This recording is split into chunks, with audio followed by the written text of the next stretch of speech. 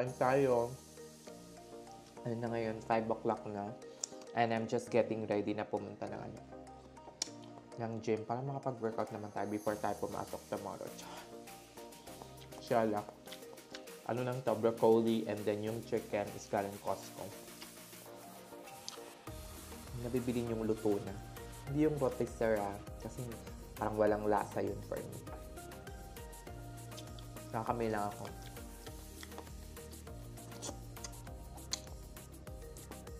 Usually, nag-gym ako at around 4 or 5 o'clock para matapos ako before 7. Pag kasi after 9 na or after 8 na, hindi ako nakakatulog ng yung usual sleeping time ko, which is around 2 o'clock or 2:30. Pag di ako nakatulog kasi lang at least before 3 o'clock, and then ang gising ko mga 9:30 or 10, kulang yung tulog ko. So, dapat at least 2 o'clock or 2:30. Kapikit na yung mata ko.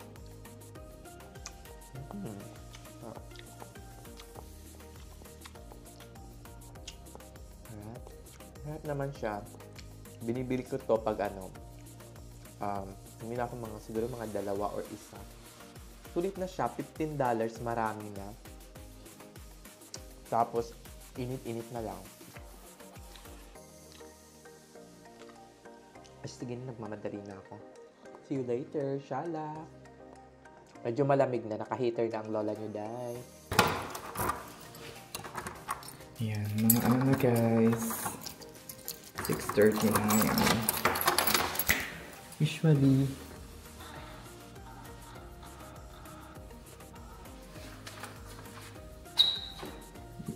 tayin ko lang. Yan, nakita nyo na. Usually, nagti-triple check talaga ako, guys. Triple check ng bonggang-bongga. Kapag... Nasaan yung kotse ko? Ay, nakaloka. Ano yung mahanap? Nagti-triple check talaga ako ng bonggang-bongga. Especially sa stove bago ako umalis ng bahay. Yan, napainit ko na tong car na to kanina. Nag-stop lang siya. Ayan. Drive muna tayo. Shala.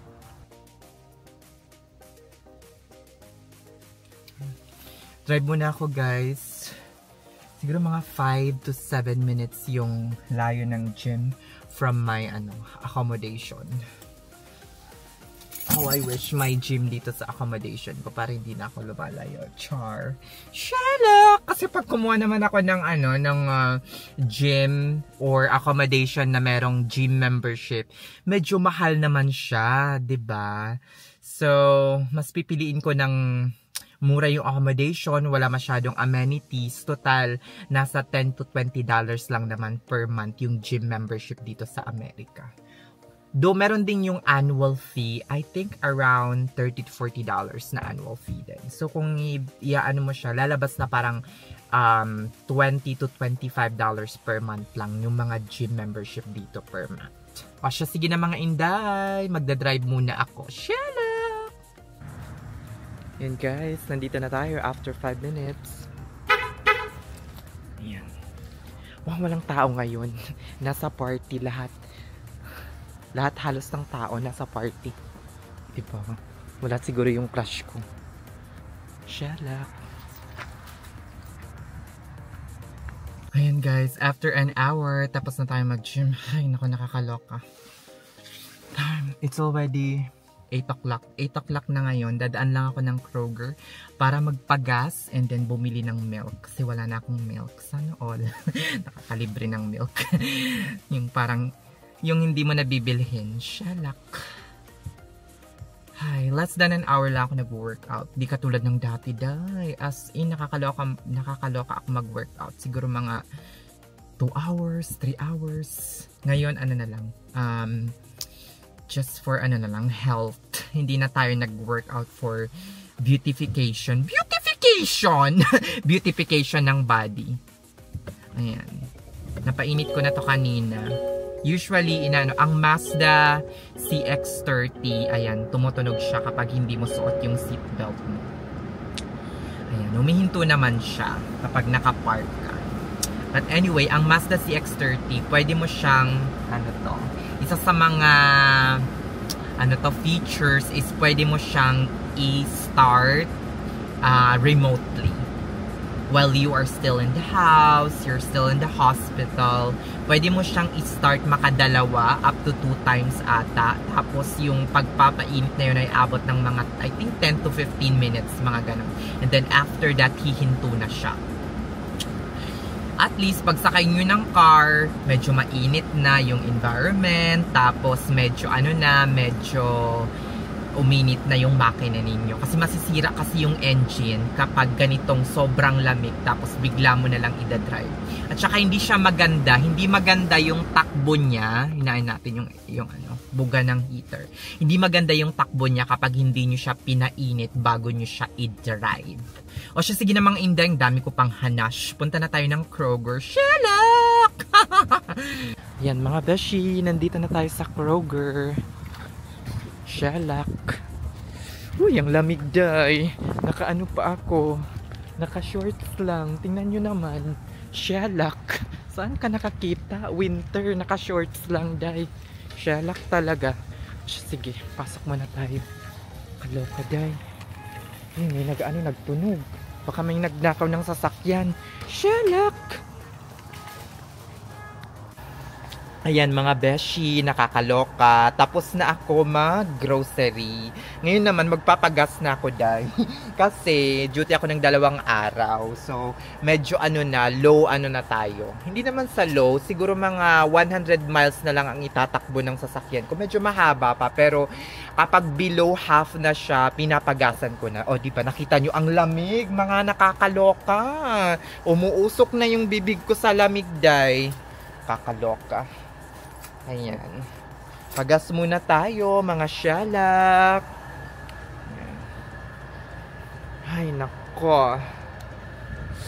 Ayan. Tingnan nyo. Sa ako nagpapagas? Dapat sa Costco eh. Kaso, dito na yung pinaka-convenient. Pinaka-convenient. Di naman masyadong Ayan. Ini-scan ko lang yung aking, pakita ko sa inyo. Ini-scan ko lang yung aking Kroger's card.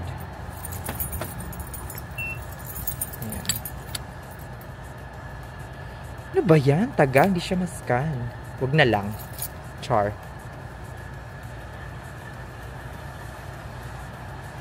Ba't di ma-scan? Sensitive ata sa camera. Yan, ini-insert ko na ang pinakaunang nyo dito, Day. I-insert nyo muna yung inyong card, nakakaloka. Tapos, pag sinabing authorize, remove your card. Shalak! Ayan, na-remove na yung card. Ayan.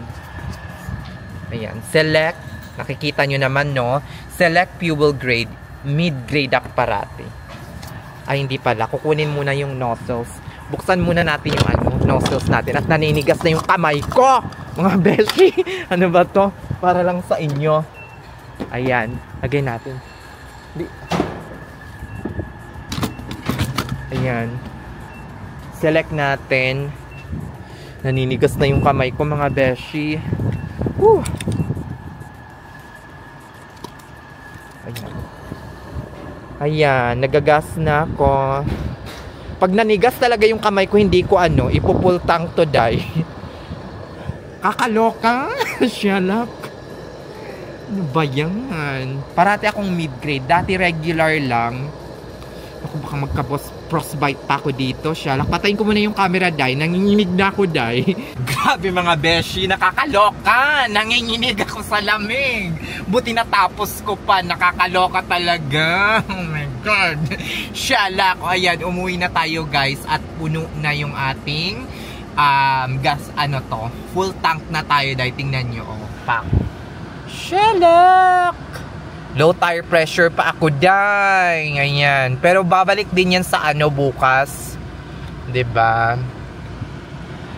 Usually pag na hindi na siya malamig, babalik din yan sa But usually kung hindi siya bumabalik within 24 hours, inaanuhan ko na siya kasi nakakairita din na nakakakita ng ganyan ng mga low tire pressure. Shalak! O siya, sige na mga inday. See you sa bahay. Shalak. Pakita ko na sa inyo kung paano mag-gas dito sa Amerika. Nakakaloka. Hindi ka lang nurse. Gasoline girl ka pa. Gasoline boy ka pa, day. Kung siya, sige na mga inday. Insert your card. Tapos, ano yun? Anong ginawa ko? Gi-pull out ko yung yung nozzle ba yon? Tapos gi-select ko yung grade na gusto ko, regular, mid-grade, tsaka premium. And then after that, nag-gas na ako, 'di ba? As in, sariling sikap talaga dito sa Amerika. O siya, sige na mga inday, magdadrive muna ako. Daming hana. Shalak!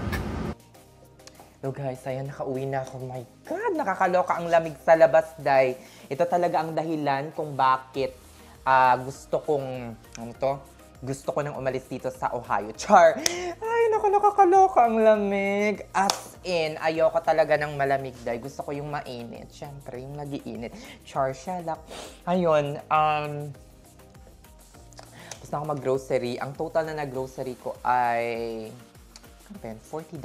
Nakakalokang. Shalak, bumili nga ako nitong dates. Itong dates na to, nasa $7, buy one, take one. Majul's dates. Kagagaling ko lang ng Saudi Arabia, pero dito ako bumili ng dates. Shalak. Hindi talaga ako nagdadala, hindi na kasi kasya sa aking handken. Hindi talaga ako nagdadala ng kahit na anong pasalubong or anything from sa mga country na sa mga country na pinupuntahan ko. Ayan, meron palang nagtanong sa akin, bakit daw aalis ako as an emergency department nurse? Hindi ba daw maganda? Well, anyway, sasagutin ko na yan. Char, maganda naman yung emergency department, mga beshi. Ayan, inaantay ko lang uminit yon. Maganda naman yung emergency department, mga beshi. Marami kang matututunan, marami kang malilearn. Halos lahat ng pasyente ay dumadaan ng emergency department. So you will really encounter a lot of things or everything na papasok sa ospital. Kaso nga lang, ang nakakaloka sa emergency department, kumpara sa mga iba kong pinagtrabahuhan o ibang bansa, is that, yes, merong downtime. Meron namang downtime yung kung minsan hindi busy. Kaso, ang pinagkaiba lang, yung downtime namin ay walang kwenta. Okay? Walang kwenta in a sense that, for example, kung nung nagtatrabaho pa ako sa Saudi, kung pagdating mo, walang pasyente, masaya. As in, halos lahat kayo nagkakapihan, nagkukwentuhan, yon, masayang masaya. Pero kasi nga, walang pauuwiin, hindi naman nagsisend home. Kasi nga, we're working in Saudi Arabia or in government, walang ganon. Pero, kapag pag dito naman, pagdating mo, walang pasyente, hindi masyadong busy, nagpapauwi sila. O, di ba? So, wala ring sense. Kapag busy naman, di naman nagpapauwi, pero lantang gulay ka naman sa kaka-work, as in, mas sobra-sobra pa. Diba?